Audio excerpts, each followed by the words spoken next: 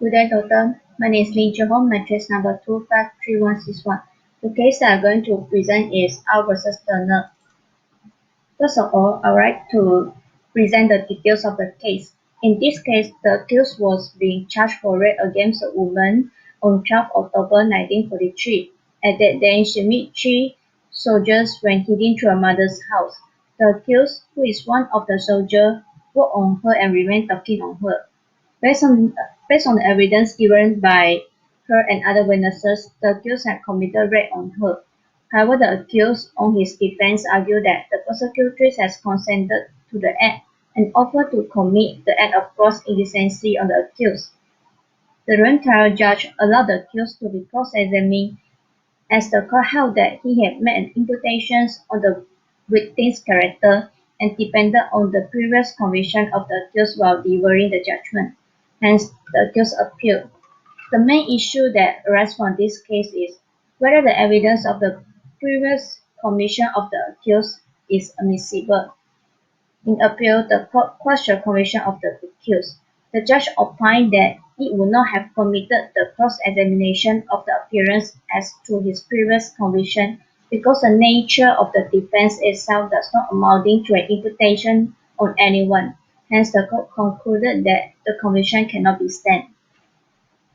Next, I would like to present my personal reflection in regards to this case. In my personal opinion, I agree with the decision made by the court. First and foremost, based on the Evidence Act 1950, Section 54 clearly states that a bad character in the criminal proceeding is not relevant. Therefore, even the accused was previously convicted of an assault on a female with intent to ravish her and sentenced to 9 months imprisonment. The bad character of the accused cannot bring forward to current case or admissible as evidence to against the accused. This is because Section 54 has provided a shift to the accused from being charged based on his previous bad character. Therefore, I believe that the trial judge has erred in law by looking upon the accused's former conviction while delivering the judgment. Secondly, the bad character evidence is only relevant when the accused has personally established his own good character or the conduct of the defense is such as to invoke imputations on the character of the prosecutor or the witness for the prosecution. Is provided under Section 54 sub 2b of the Evidence Act 1950 and was in line with Section 1f of the UK Criminal Evidence Act 1998.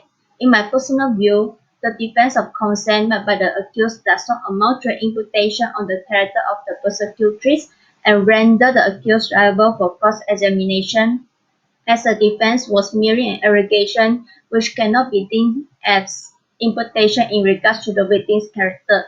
Therefore, I believe that the judge has failed to prove an essential ingredient of the charge by merely relying on the bad character of the accused while making the decision. The denial of truth of the case for the prosecution does not amount to casting imputation on the prosecution witness. This can be supported by the case of R versus Rose and Brewer. In this case, the court held that the answer of empathy denial would not render the prisoner liable to cross-examination on bad character as it was improper to do so. Hence, the accused does not lose the protection under Section 54, subsection 2 of the Evidence Act 1950.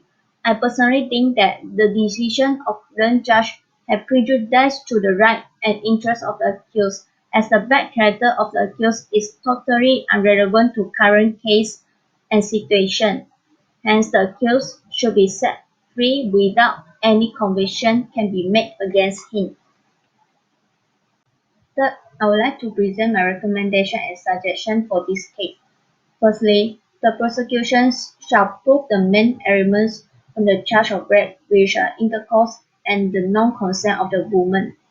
The prosecution shall prove to the court that the penis of the accused had inserted to the vagina of the victim in order to establish the element of sexual intercourse. The accused shall not be charged for rape if the elements of the rape are not fulfilled. Besides, the prosecution might tender any evidence to prove that there is duress or coercion on the part of the accused while having sexual intercourse with the victim in order to justify the element of non-consent. Secondly, the victim's mother can be called as prosecution witness to prove the case. This is because after the incident, the victims went straight to her mother's house immediately. Hence, her mother is the one who might find something wrong if her clothes was torn or there were signs of injuries on her body. Therefore, the prosecution might call the victim's mother as witness to corroborate with the evidence of the victim. Thirdly, the prosecution can also tender the medical report to prove the element of sexual intercourse if a forensic exam had been carried out after the rape to prove the penetration. Besides, rape can cause vaginal cuts or tears, and hence the medical report is a must to show that the sexual intercourse was indeed occurred between the accused and the victim. With this, I end my presentation. Thank you.